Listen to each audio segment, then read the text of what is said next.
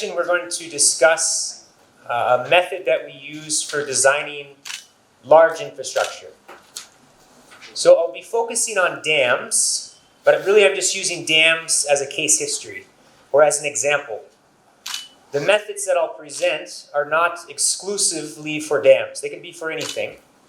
And this is a method that I have found recently to be the most helpful when I'm designing something that's large. And this is the method that I've started to use in my work to manage risks. These are a wide range of risks. So the talk that I'll give, it'll be in 3 sections. The first part will be specific to dams, and I'll just talk about the common risks. So different ways that dams fail. Then I'll show you the method that I'm excited about, that I want to tell you about. This is called the potential failure mode analysis. And I'll use it to show you how we can manage risks for dams, but again, you can use this method to manage risks for anything. And then finally, I'll show a different method called the semi-quantitative risk assessment, and we use that to help us prioritize our different failure modes. Okay? Yep?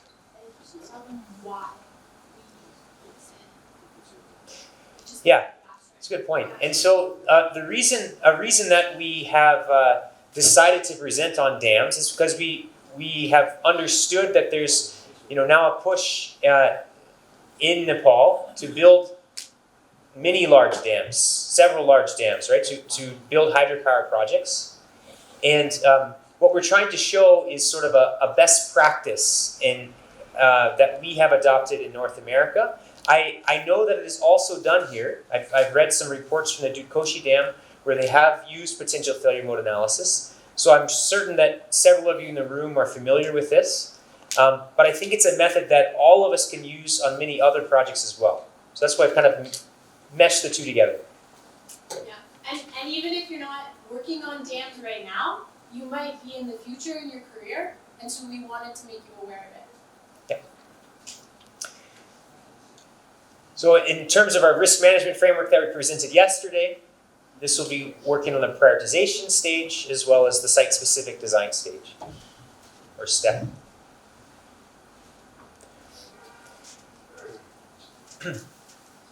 I mentioned that I'll be presenting about dams, but throughout the presentation, we will be doing exercises together as a group. And as we do those exercises, I'm going to use this case study so that you build your examples around this particular case study. And this is called the Chikai debris flow barrier. And I'm trying to make the point that it doesn't have to be a dam. You can use this for any sort of large structure. But the way that this works, this is a 25-meter high concrete structure. There's a large volcano that you can't see off the side, above the site, and you have debris flows that come down and affect a community downstream. And this barrier is intended to stop those debris flows and protect that community.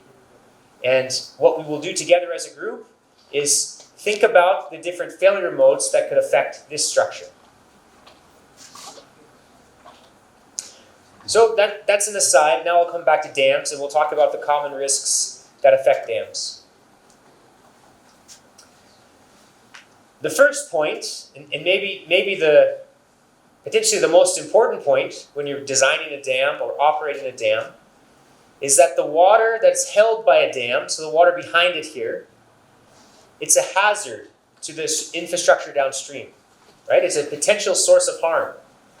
And it's something that we are creating as engineers when we design a dam and build it, right?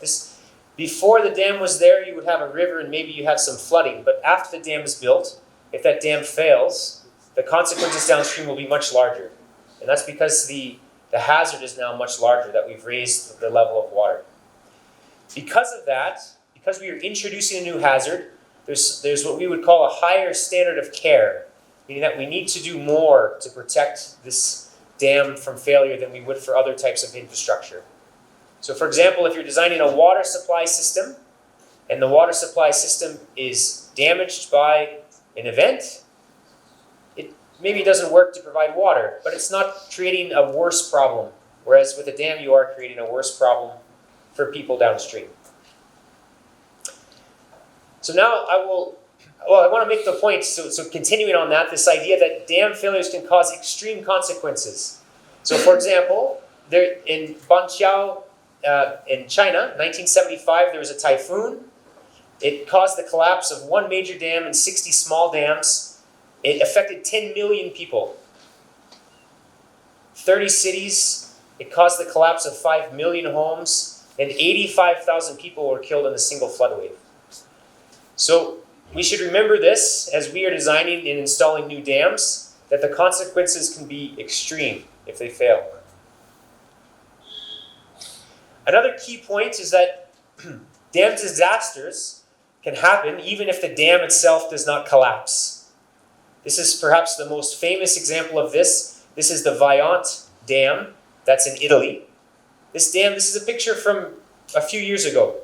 Right? The dam is still here. It's a concrete dam, it's a concrete arch. It's 265 meters high. But if you stand here, you're looking, you see this little, the trees up here. From above, that's what it is. There's actually a landslide that has filled into this, in behind the dam. The dam was full of water on the day that the landslide failed. And when the landslide failed into the reservoir, a flood wave overtopped the dam, and the flood wave was 100 meters high. That 100-meter flood wave killed 2,600 people. So here is the village that was downstream before the dam, and afterwards that flood wave destroyed the village. Not just one village, but many downstream. Dam failures, they occur in all parts of the world. It's not specific to a given geography or design practice. I'm from the United States, and we've had many dam failures. This is one of the more famous ones, called the Teton Dam. In 1976, this dam failed due to a mechanism called internal erosion in piping. I'll describe that to you in more detail in a few moments.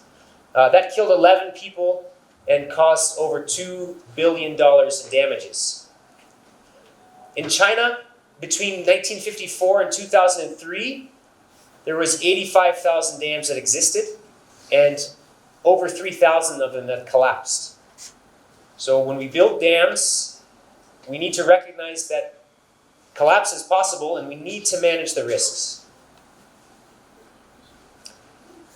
These dam failures are still happening today.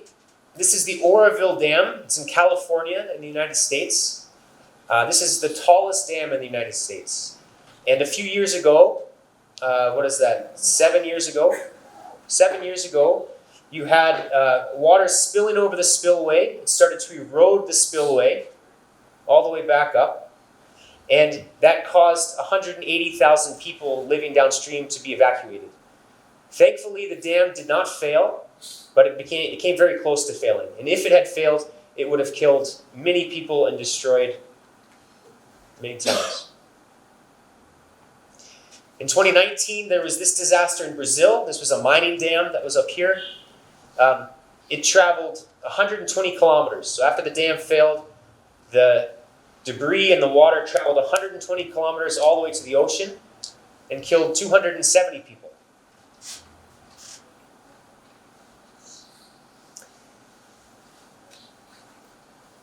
Now I'm going to describe the different mechanisms, the different ways that dams fail, so that then we can talk about how to prevent those failures.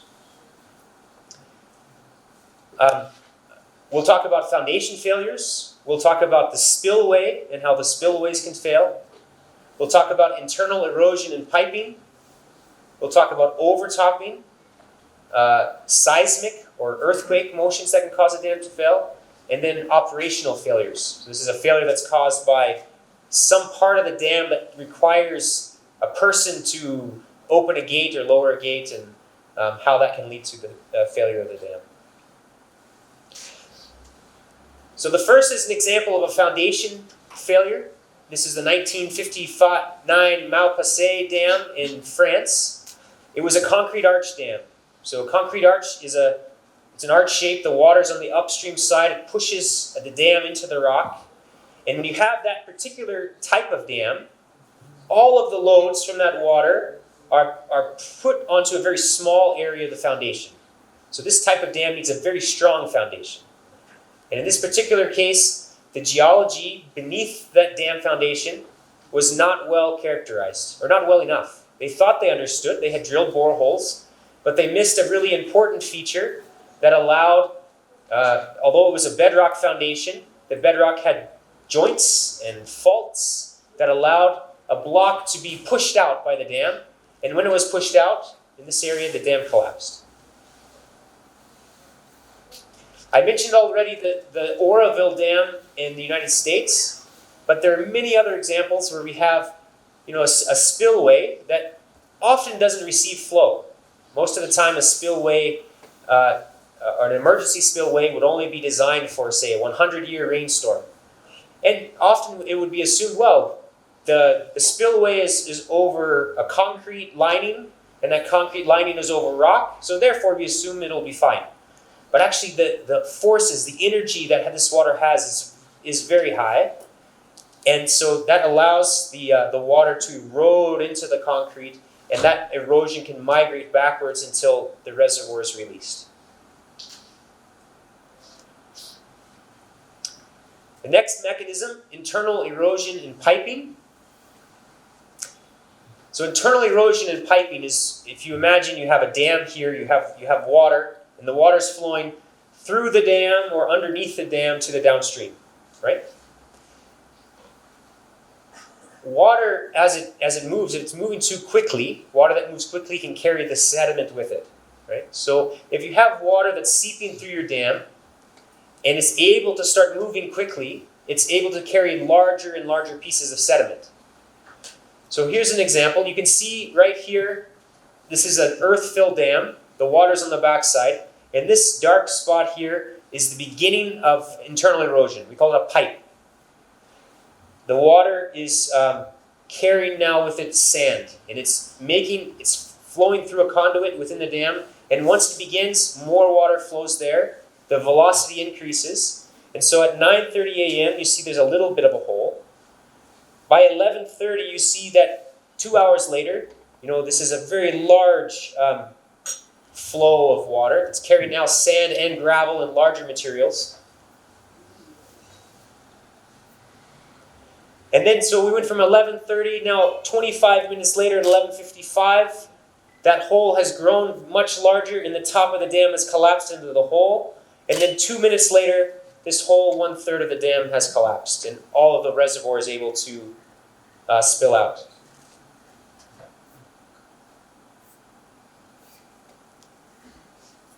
And this particular dam was 93 meters high, and when it collapsed, again, it caused $2 billion in damages and killed 11 people downstream.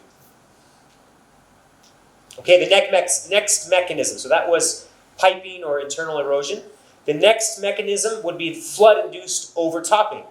So now you have a dam that's, let's say it's an earth-filled dam, the water is behind it, and you have a heavy rainfall event, or maybe you have a glacial lake outburst flood that has a high discharge, or you have some reason that the water is no longer contained in the spillway, now it's going over the dam itself. And this is the most common type of dam failure in the United States.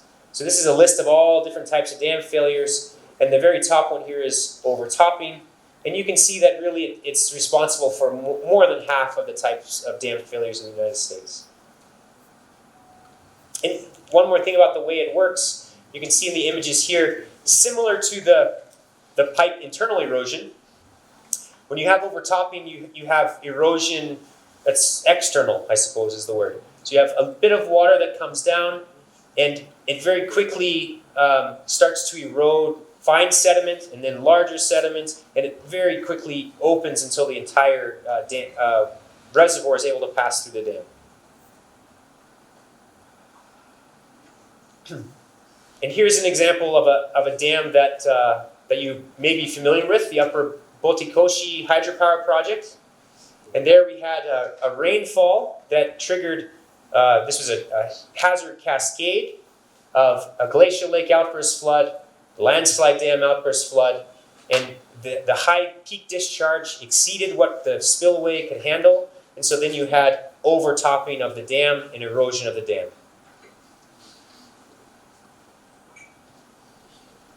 It's another example from Sikkim about a year and a half ago, where you had a glacial lake outburst flood, and that discharge from that flood was larger than could be handled by the spillway, and so you had overtopping. And when you had the overtopping, it eroded the dam until the dam was removed by the flood. This particular event caused 82 deaths and 28 million in losses. And part of that was from the dam, part of it from the glacial lake outburst flood, I'm sure. I mentioned already the landslide wave overtopping, but whenever you build a reservoir, especially if you have the reservoir where the water levels are changing, right? When you have the water level come up, it saturates the slopes behind. When you have the water level go down, now you have saturated slopes that are unsupported by the water, and it makes it more likely that the landslide can slide into the reservoir. Especially here in Nepal, where you have very steep slopes all the way around the reservoir, this mechanism is really critical and cannot be overlooked. Because if you have a landslide into the reservoir, now you're creating a very large wave that travels to the dam and past the dam.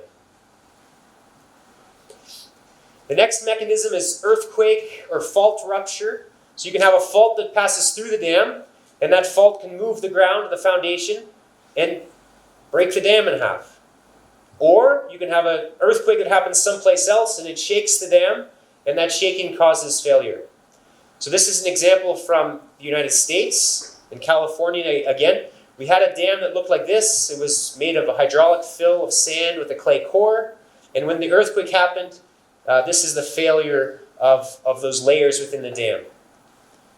And once you have this type of failure, then that triggers kind of a chain of reaction. So you can have the top of the dam that's now dropped, so it makes it easier for the water to pass out.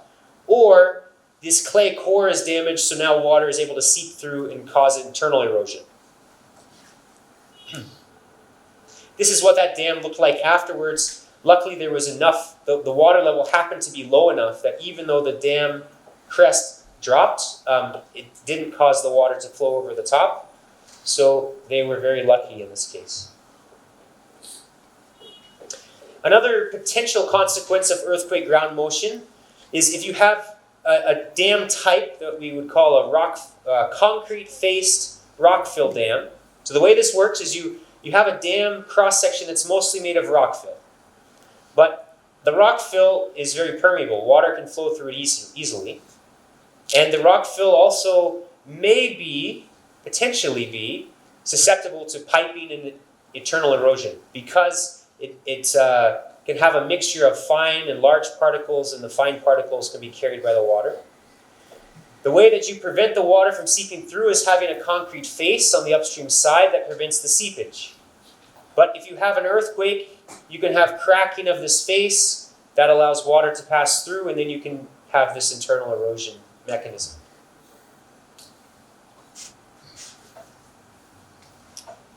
All right, the next type of failure is an operational failure. Here's an example from this year, this spring in the United States. This is in the northern United States. There was a dam here that was 26 meters high, and you can't quite see it well, but there's a road across the top of the dam, and underneath the road was the spillway. And the road has a bridge on it, so there's the, what do you call that, the supports for the bridge? Yeah, the piles for the bridge. This is what holding the bridge up. Well, those were some close distance, maybe the width of the walls. And normally, if it's just water passing through, it's very easy for the water to pass. But this particular flood was carrying a large volume of wood. I don't know why exactly. I'm not familiar with this site, but there was something that happened where there was more wood available in this flood than in previous floods. And that wood was not accounted for by the designers. So the wood came, it blocked the spillway, and so now the water had nowhere to go, so it went around the dam and made the dam collapse. And I'm calling this an operational failure because this is the wood management was part of the design of the dam, that there would be some way to remove wood, but there wasn't a mechanism in place to remove such a large volume of wood quickly. So they had a plan for the operation, but that plan, it failed. So I'll ask, what are other examples or mechanisms of dam failure that you are aware of? Other examples of dam failures?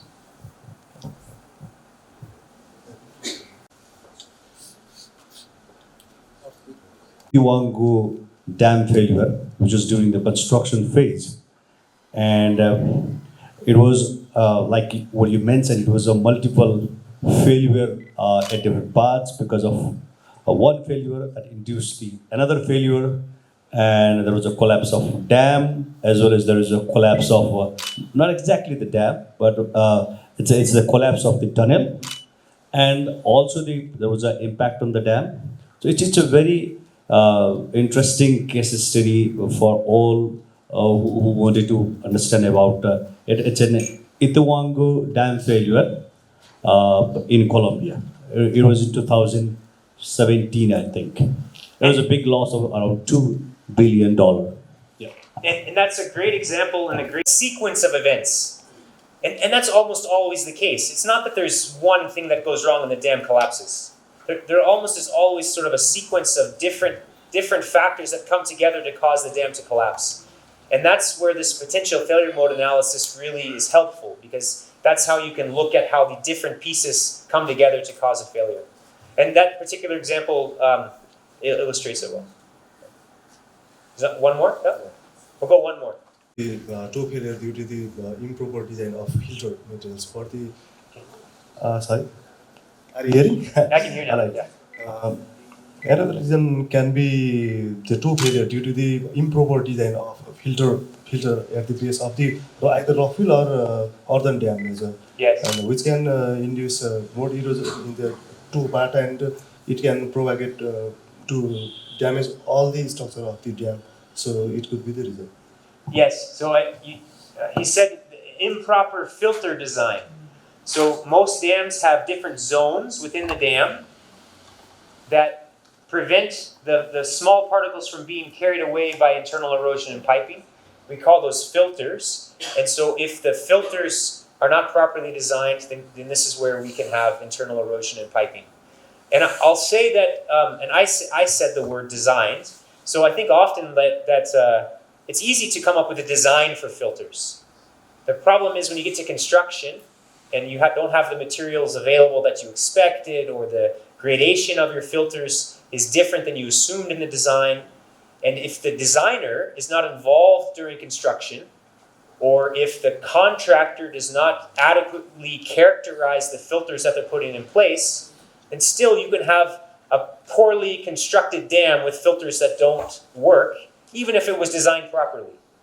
Yeah, so there's this connection between the design to the construction that you have to have care that all of these issues are managed all the way until the constructed dam is complete. Okay, I'll move on. Next, I'll talk about the potential failure mode analysis. So this is the method that we use to understand these different failure modes and address them during design and construction.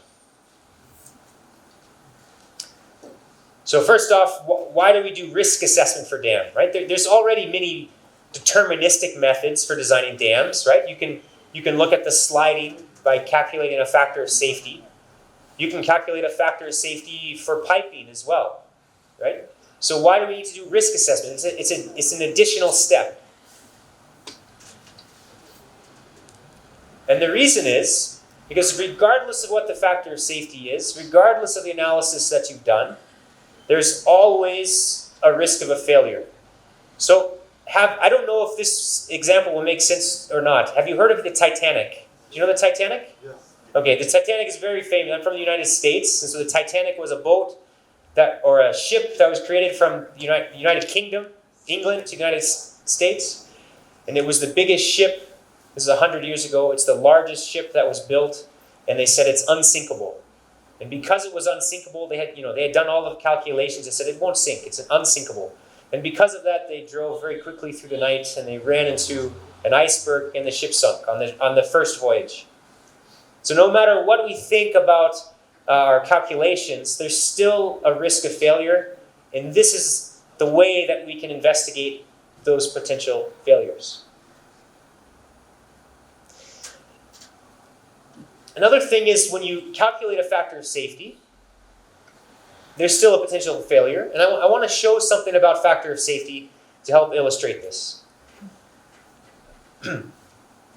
So if you have a series, let's say this is a sliding calculation for the dam. So you have a load from the water that's pushing the dam downstream, and the friction on the base of the dam is resisting the pressure from the water.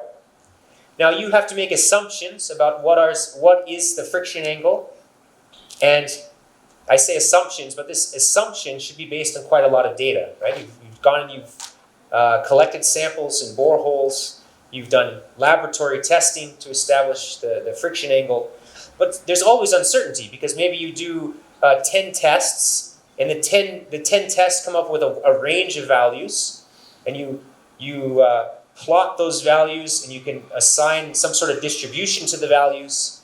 But which value do you use in your distribution? Do you use the minimum that you measured, or the average, or some other value? And the way it works is there's always uncertainty in the end. So even if you calculate a factor of safety of 1.5, there's always going to be some set of potential values that give you failure with a proper factor of safety less than 1. Right, so that's what this is. On the bottom, we have a factor of safety ranging from 0 to 3.5 on the high. And this is just the frequency of that potential factor of safety occurring. And you see, for some examples, you might have a very small amount of uncertainty. And in that case, you have a small probability of failure.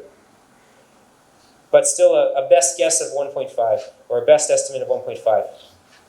On the other hand, in other scenarios, you might have still a factor of safety of 1.5, but more uncertainty, and then your probability of failure is actually much higher than the other case. So the point is, there's always, regardless of what you're calculating, there's always some probability of failure. The other reason, that was speaking of failure modes that are easy to analyze deterministically. But the other thing is that there's many failure scenarios that we can't estimate deterministically. And these are things that are complex hazard chains, like a landslide that creates a flood wave of a certain height that then overtops the dam. There's no way to calculate a factor of safety against that. Also, things like operational issues. So for example, you could say, well, the gate, there's a gate that's operated with electricity, and if the flood is coming, we can open the gate to the emergency spillway. But what about if the power is out? What is the reliability of the power source for the gate? Risk assessment allows you to look at that failure mode. And then the last one here, non-standard failure modes. There's really no way to calculate a factor of safety for this woody debris blocking the spillway, but with risk assessment methods, you can start to look at that potential failure mode. So these risk assessments, they can help you. I don't like that. There's too many words on that slide, so I'll go past it. But risk assessments, don't look at the slide. I'll just speak. Okay? This isn't going to be helpful. Risk assessments can help you because they can help you when you're designing a dam. So at the very beginning, when you go to design a dam, you can use the risk assessment to help you determine where to focus your efforts and determine what additional information do I need. If you have a dam that already exists, you can do a risk assessment to decide, is this dam safe enough? Are all the risks already managed or not? And if they're not managed, you can use that risk assessment then to decide, okay, which is the high priority failure mode, and what are the different ways that I could address that failure mode.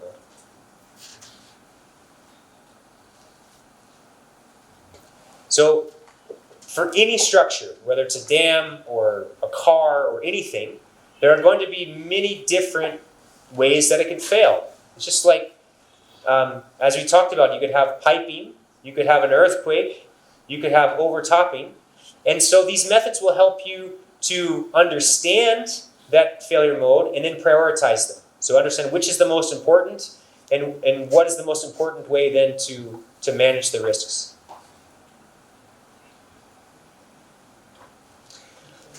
So if you have a long list of failure modes, let's say that you think of 10 different failure modes or 100 different failure modes, what you're wanting to do is separate those failure modes into 3 categories. One category is, these are failure modes that are not possible. Yeah, so I've done my risk assessment and I've determined that it's not possible for this failure mode to occur. So for example, if you have a concrete dam, a concrete arch dam, internal erosion is not possible because you can't have water flowing through the concrete in the same way that you would for an earth dam. So that would be not possible for that type of dam. The second category is that, okay, I've done my risk assessment and I've realized, yes, it's physically possible for seepage to pass through my dam because it's an earth-filled dam.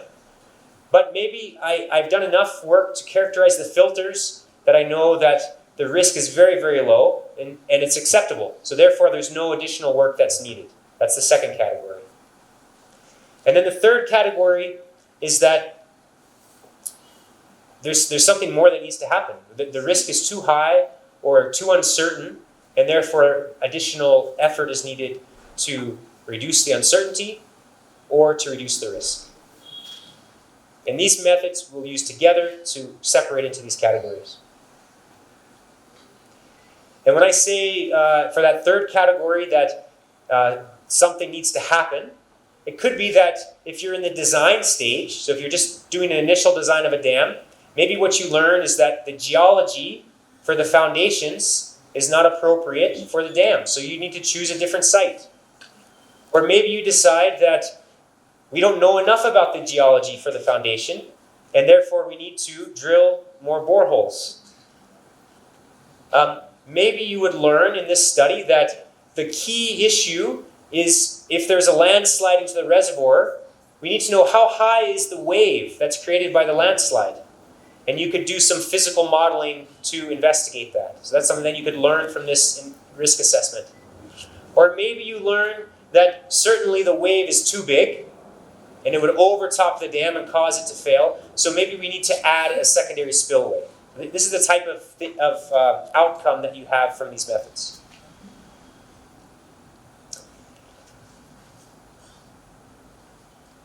Are there any questions about the methods? About where I'm just setting the stage. I haven't even. It's a long build-up, I know, but setting the stage of what we'll get to. Anything? Is everyone following? Yeah. Okay. I will use this Chikai debris flow barrier as the example that we'll work on at each table. So we'll work at each table on developing a potential failure mode analysis for this debris flow barrier that's here. So as I said, this is a volcano here. We have debris flows that travel down from the volcano and then are captured by this structure. This structure has an opening in it because there's constantly a river that flows here. And so the river is able to flow through. And even when there's a heavy rainfall, the opening is large enough that normal flood flows are able to pass without obstructing the barrier.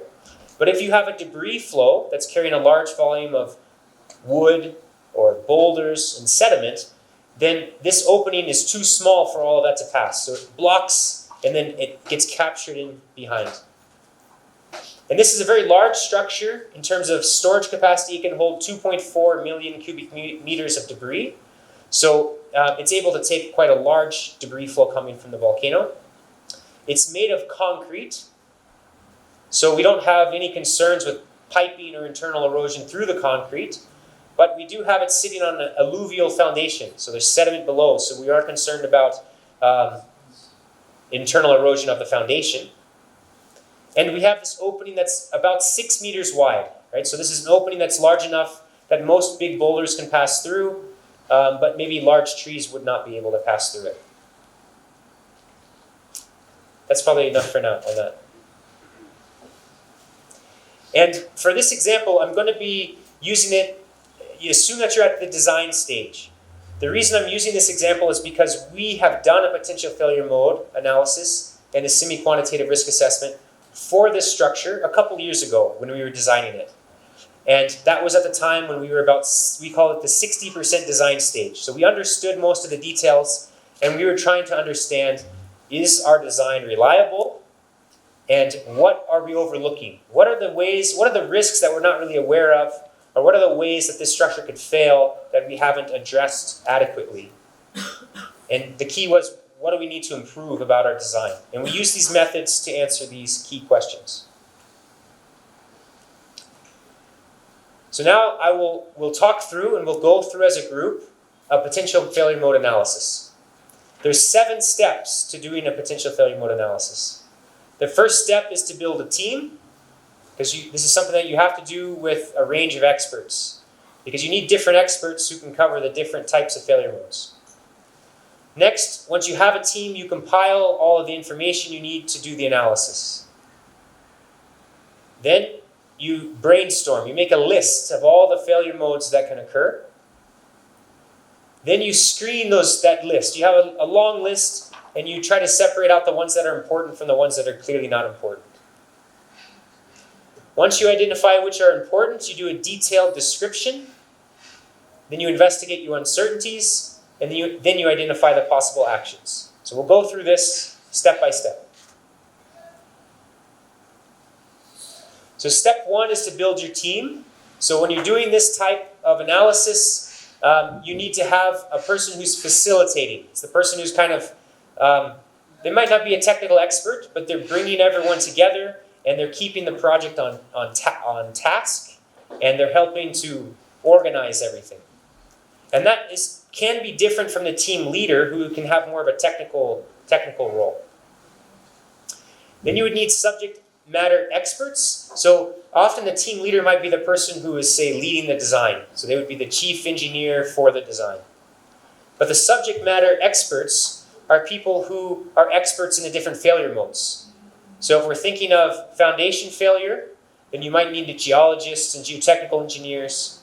If we're thinking about the seepage in internal erosion and piping, you might need geotechnical engineers.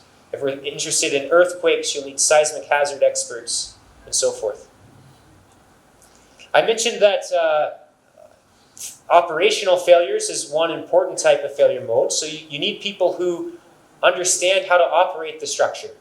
So for example, if you have a dam that has a gate that needs to be raised and lowered with electricity, then you need to have the people in your team who understand the power supply and understand how the gate operates. So you need to have all of those people. And then it's helpful also to have a note taker, somebody who's just there to keep track of everything that is happening during the assessment. So for the Chikai Dam, I was the design leader, and I also acted as sort of the facilitator and the team lead. So I brought it together and organized it, but I had subject matter experts who filled these categories. So I had operational failure modes. So this is a person who's thinking about, does the design function as it's intended to or not, like the opening of the outlet. We had geotechnical failure modes, somebody who is an expert, a geotechnical engineer. Structural, a person who is an expert in concrete and steel, because we have steel beams here, we have concrete walls. Erosion and functional failures, so somebody who is an expert in scour and erosion, when you have a structure like water that overflows the structure, how big of a scour hole would form there. And then last, construction. So we thought of how could this structure fail during construction. We had experts in construction involved. So that was our team. We had a good team. Once we had our team together, we compiled the information that we needed for the assessment. In this case, well, this is in general. So in general, you would want to bring together all the background information that's available, including the project description, hydrology data, geotechnical data, really everything that you can find, and you would bring it with you to the workshop. So for the Chikai case shop, was this information about the frequency and magnitude, as Emily described, a frequency-magnitude relationship. That's what this is showing. So here we have the return period. This is similar to frequency. So this is how often it occurs. On this side, we have things that are very common. On this side, very rare. And then on this axis here, we have the size of the event, the magnitude. So here we have small events. So small events happen very frequently. So return period of 10 to 100. And then on the far side, we have rare events that are much larger. Okay. So we had this information at our workshop. Next, we had information about the structure. How much could that barrier hold before it was overtopped? So this is the volume elevation curve. So we have here the elevation of the barrier at different levels behind the barrier. And this is showing the volume of sediment that could be stored. So it shows that when we get to the very top of the barrier, oops.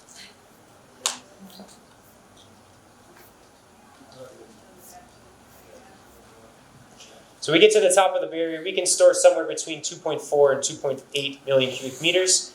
If the debris flow is larger than that, it will go over the top. This is the site investigation information. So we have drilled a number of boreholes and dug test pits to understand the type of foundation materials, and we did laboratory testing to understand things like the friction angle and permeability of the materials. This is what the foundation looks like in a schematic way. So if you're standing upstream looking downstream at the barrier, like this, as you are, the water is flowing this way. Currently the water is here, flowing in the middle of the valley. And we decided that we wanted to put our opening in the dam over on the side here so that it was flowing on rock to protect from erosion. But that means that part of our structure is here on top of this alluvium, which is a sand and gravel. And so you have groundwater seepage that flows underneath the dam, and then also part of the toe of the dam, or the barrier, could be eroded if water were to flow over the top of it. This is what it looks like in a section down through the middle. So we have this sand and gravel beneath it. Another thing we did when we brought to this workshop was information about the loading cases. So we have this is like the impact pressure of the debris flow against the barrier. And then we looked at also at earthquakes. So how would the dam move when an earthquake impacted it? So that's the type of information that you would bring to potential failure mode analysis. So once you have your team and you have your information, the next step is to brainstorm, to make your list of potential failure modes. So you would write down, there's no bad ideas, right? Any idea that comes to mind, you write it down. So you try to list every single way that the dam could fail. And this is thinking of the chain of events or the crazy things like we often think about terrorist attacks for dams, right? So it's a real thing, right? If somebody were to drop a bomb on this dam, what would happen? So every crazy idea that you can think of, you write it down. For the Chikai case study, we had 101 failure modes. That was just convenient that it worked out to be 101, but once we had 101, we had to stop because 102 doesn't sound nearly as interesting. And for each failure mode, we described it with a short description. So some of the things were, well, one failure mode could be you have flow that overtops the structure and erodes the toe. That causes it to collapse, and then the debris flow passes out. Another could be that the debris flow doesn't actually hit the dam, that it actually goes around the dam, and so on and so forth. 101 of those. And the way that we did it was we had each team member write their own list. They just said, okay, just go away for 10 minutes and write everything you can think of. We came together, and then we talked about it and added more. So examples that we had, and these are examples that we'll work through. One is internal erosion and piping of the foundation. So we have the alluvium, so we have water that could come underneath the structure that could erode underneath the foundation. We also had one where we have to build this, right? And we're actually building it right now. And there are workers who are working down in the debris flow channel. The reason we're building the barrier is because debris flows happen here very often, and we're worried about what if a worker is killed by during construction. That would be, in my mind, a failure of the project. And so that was one of the failure modes. Another one, this is one, like I said, the crazy ideas, is we thought, well, what happens if we build this barrier and a tourist falls off of the top and kills himself? That would, in our minds, be a failure of the project. Another one that was brought up by several people was that, what if we had rainfall, and it's such a heavy rainfall, the opening becomes partially blocked, and then we have water that just fills up, and it creates a pond and then overtops. It would be another failure mode. So, this is the first part of the exercise. So talk amongst yourselves. You can write it on the white paper in front of you or in your notebook, but at each table, try to make a list of at least 5 other ways that this Chikai debris flow barrier could fail. I said there's 101. I gave you 4 examples, so you have plenty left. And hopefully you can come up with some that I didn't list.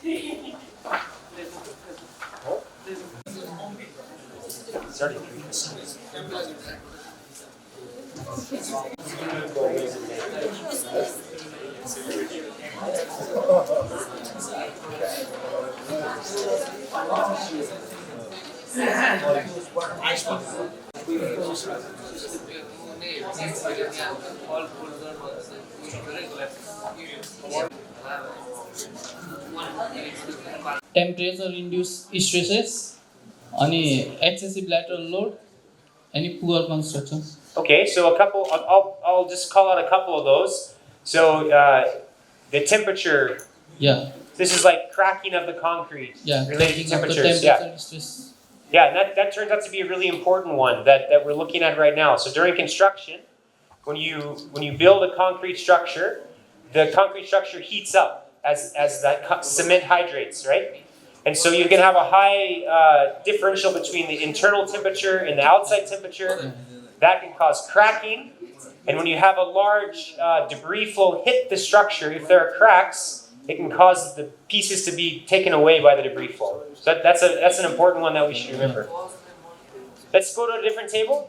Okay. Yeah? Thank you. I'm just trying to get a list of ideas. It could be thawing and causing structural failure due to the temperature change, dropping down the temperature of the water, and it may cause the failure to the structure. The dropping of the temperature of the water.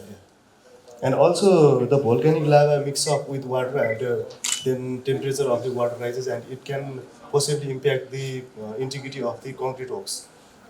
Is it? I didn't understand. You said there is the volcanic mountain, and is it active or not? We don't know. If it is an active volcano, then the lava can mix up. Yes, understood. Yeah. It can be- Okay, another idea is that actually more like a volcanic eruption, and the question is, would the structure perform adequately if it was a hot volcanic lahar? So first off, there's no wrong answers. So when we're brainstorming, everyone did very well. Every one of these items that you've listed is a potential failure mode. Okay, we'll move on to the next. Animal burrowing is an animal that digs into the ground, and then that creates a conduit for water to pass through, right? That's what you were listing. So for example, that mechanism could be possible underneath the dam, in the alluvium. That could be possible there, but it's not possible in the concrete structure itself. So we would say animal furrowing through the concrete is not physically possible. So even though we have it written down, we would say, yeah, that one's, we've thought about it, but it's not possible. Yeah? The next category would be things that have acceptable risk, clearly. So again, for the animal burrowing one, burrowing underneath the foundation, at a dam site, that could be very important because you have constantly water under the structure, and this could create a conduit for water. But for the debris flow, probably that's an acceptable risk because there's not constantly a reservoir behind the structure. It only needs to capture the debris flow that happens very quickly over the course of a few minutes. And so it's probably acceptable. And then the third category are things that are expected to be critical and require the most attention. So these are failure modes that really, this is an important one that we might want to look at in more detail. So that you mentioned the cracking in the concrete, that then when the debris flow hits it, it causes failure. Oh, that could be an important one. So let's put that into this third category and spend more attention to it. Now, for each of those failure modes, we need to thoroughly document our reasoning. So we need to write down why. Why did we think it was not physically possible? So as I described, animal burrowing is not physically possible in the concrete structure because animals do not burrow into concrete. That's what you would write. And then everyone understands, yeah, we thought about it and we decided it's not possible. And that makes it much easier in the future when someone's reviewing your work. They say, hey, did they think about animal burrowing? Oh, yes, they did, and it's not possible. Okay, initial screening. So for the Chikai case study, I listed 4 possible failure modes that I'll use as my examples. This rainfall that fills the basin with water that overtops the structure. Well, in our case, we thought about it, and we said, well, the discharge capacity, the amount of water that can flow through the opening is 1,000 cubic meters per second, but the maximum flood, based on the hydrology, is only 100. And so we decided that it's really not possible for this entire opening to become blocked and create a large pond that overtops. So we put this into the category of physically possible, but it has an acceptable risk. And we could do that without doing a whole lot of additional work. Does that make sense? It's the type of thing, yeah. This one. A tourist falls off the barrier crest and dies. Well, in this case, our design, because we thought of this as a failure mode, in our design we put up a railing along the edge. That's the same railing that we use for bridges. So when there's a pedestrian pass on the bridge, we use the same railing. And so we said, okay, the risk here is the same as every bridge in this region, so therefore it's acceptable. We're following the standard that's acceptable. But these two, internal erosion of the alluvium or debris flow that kills a construction worker, these ones, yeah, these are reasonable. These could happen. And therefore they require more analysis. In the way that we do that analysis, we move on to the next step, and that step is a detailed failure mode description. So this is where we build an event tree. So Emily this morning was showing us event trees where we step from one piece to the next to get from a hazard to a risk. We're going to do the same for each of these failure modes. So we'll start with what's initiating the failure, then we'll think through each step that's required to get to the failure, and then we'll think about the resulting impact on the structure.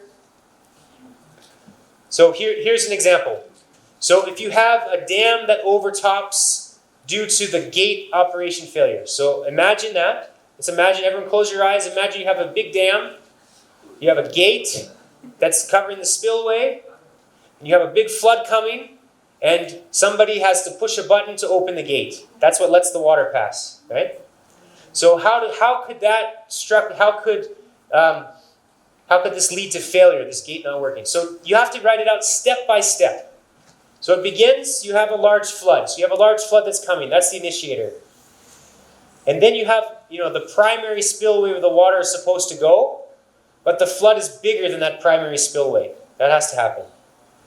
And then there's supposed to be an automatic switch that it's supposed to recognize that the capacity of the first spillway is being exceeded, and so it's supposed to work so that you have the secondary spillway, a gate opens to let water out.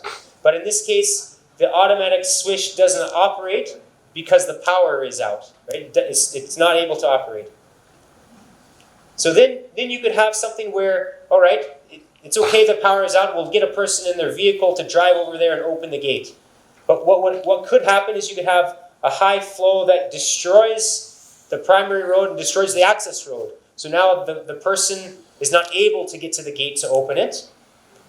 So the operator is deployed to the site, but he can't access the spillway and he can't open the gate. And so therefore, the capacity is not sufficient and you have failure of the dam. This example might be confusing. I'm realizing that as I talk through it. I should have put a different example. But the point is that many of these failure modes require a series of steps to get from normal operation to an actual failure. And you need to identify each of those steps. The value of describing each of these steps is that it really helps you to better understand the failure. It helps you understand what has to happen, what sequence of events, or what chain has to happen for the failure. And it also helps us to describe our logic to other people. So we can say, oh, yeah, we thought about it, and this is what we assume could happen.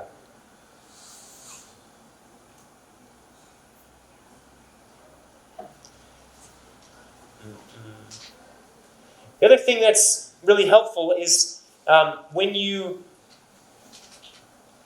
hold on, let me see something. Yeah. So the other thing that can be helpful here is that when you work through your steps of your failure, your chain of events or your event tree, it also becomes an opportunity to reduce risks. So I'll show you an example of that. So we have, for our failure mode, let's take this one. Debris flow during construction kills a worker. So that's our failure mode. We write down that, okay, failure mode, debris flow, kills a worker during construction. But now we have to think about, well, what are the chain of events that actually cause the worker to be killed? Well, the first step is that the worker has to be in the channel when the debris flow occurs. Right? So he's in the channel working, building the formwork for the concrete, for example. Secondly, the worker has to not know that the debris flow is coming, right? Because if the debris flow is coming, the worker would escape. But they're not aware of it because they're working and they don't see it coming. Nobody tells them that it's coming. The next thing that has to happen is that, as soon as they recognize that the debris flow is coming, they're not able to get away. Right? They recognize, they hear it coming at the last moment, they look up, but they don't have time to flee. And then the last thing is, because they're in there, they're not able to flee, the debris flow has to be large enough, and it has to be, the vulnerability has to be high enough that the worker is actually killed. So when you write out these steps, each of these steps, there's an opportunity to break that chain of events. So for example, the worker in the channel. So if you want to not have, one way to prevent a debris flow from killing a worker is that you can restrict having workers in the channel. So for example, when it's raining heavily, you can say there's no work that happens in the channel. That would break that part of the chain. The next piece, well, maybe you have to do some work when it's raining. So what's your next option? Well, your next option is, the problem was that the worker did not know that the debris flow is coming, but you could have an alarm system. So there's some instrument upstream that recognizes when the debris flow is coming. It sounds an alarm, and now the worker knows that the debris flow is coming. And because the worker recognizes that the debris flow is coming, and they have some time before they move forward, or before the debris flow comes, they're able to respond. And so you could do something like, right, the problem here was that the worker is not able to escape, and maybe one way you can help them escape is by putting evacuation ramps, right? So if they're building the foundation, maybe instead of having a deep hole that they're in the hole, you can put stairs so that, okay, if the alarm goes off, maybe they have 30 seconds of notice to escape. Let's make sure that we have a staircase that they can get out of very easily before it arrives. And then the last piece, the worker is killed by the debris flow. It might be that a debris flow at this site is only 1 meter deep and moving somewhat slowly. If you're a person on your feet, that would kill you. It could knock you over and kill you. But if you're driving in a heavy truck, then maybe you're safe. And so maybe you could implement a rule that says, while it's raining, you're not allowed to be in this area on foot, but you are allowed to be in this area if you're in a heavy truck, because you can reduce your vulnerability. Okay, so I would like to have you describe, so we have a potential failure mode. We each have a brainstorm list. So now I want you to describe the detailed description of the step-by-step path to failure for a potential failure mode. And I'm trying to decide which would be the best one to do. How about, let's think about the seepage, the one where we have the debris barrier comes, it fills in, and there's seepage beneath the barrier that causes erosion, internal piping and erosion. How do you go from that? What are the steps that have to happen in order for the barrier to fail and kill somebody downstream? Okay, so you have a couple minutes in your groups to write out those steps.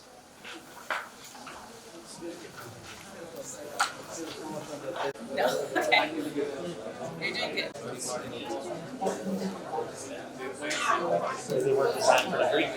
What's up there? So we have a debris flow. Debris flow, I'll say fills. Thank you. Improper filter design in the foundation. Yes. So we have water now, water that's filled in the basin, and that water is flowing underneath the dam, or the structure, but there's no proper filters beneath the structure. Okay, so the next part there has to be, let's say, poor filters. Okay, what would be the third? Yeah. And ultimately, the seepage started to increase, Yep. causing the failure of the dam. So we have seepage.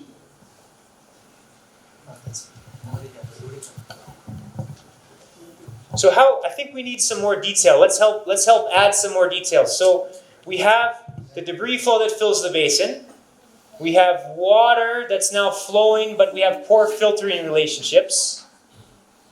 So how do we get from the seepage all the way to the failure? What's happening? Increment of cracks. What's that? Increment of cracks. I can't hear, I'm sorry. Crack increment. The size of the. Yeah, we have like growing of the pipe. Okay, so that's right. So we have the seepage that is starting seepage that erodes a pipe, let's say. Do you know what this means? What I mean by pipe? It's like you have water that's flowing in the crack, as you said, and that water is now flowing faster and is starting to pick up the small particles, causing that crack to grow into what we call a pipe. Okay, what else happens? Yeah?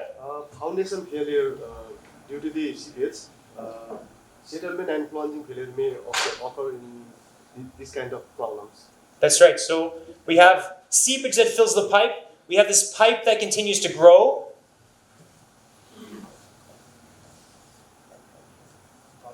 So the pipe gets bigger. And then you have, let's say, collapse. So the pipe's so big that it collapses. This is the settlement that you mentioned, yeah?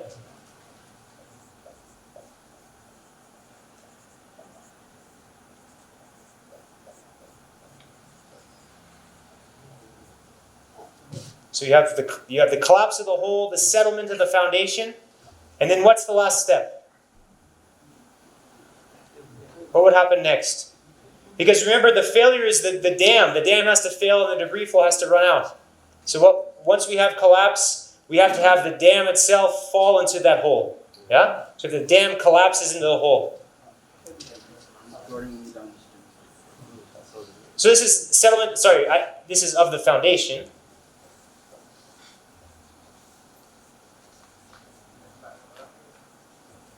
And then the last one might be collapse of the dam.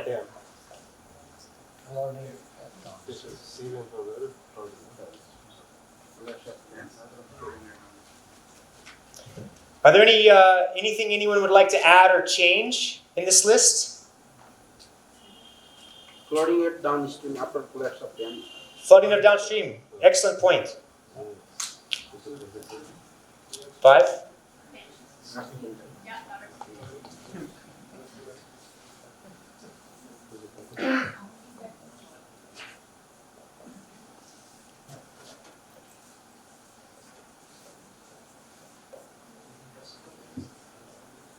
Okay, flooding downstream.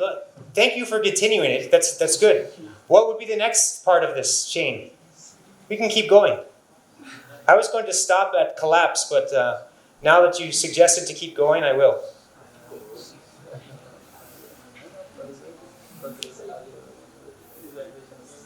What's next? What's the next thing that could happen? Okay, you have flooding downstream, but let's say, so we damage buildings.